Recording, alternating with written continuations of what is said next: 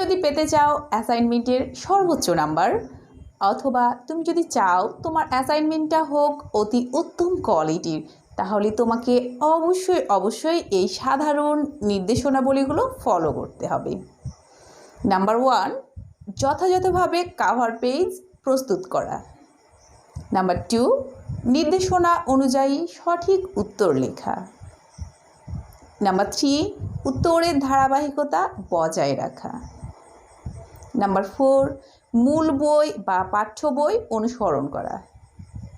Number 5, অ্যাসাইনমেন্টের উত্তর সৃজনশীল হওয়া। নাম্বার 6, লাল কালি ব্যবহার করা থেকে বিরত থাকা। তো চলো মূল্যায়নটা কীভাবে হবে দেখে নিই।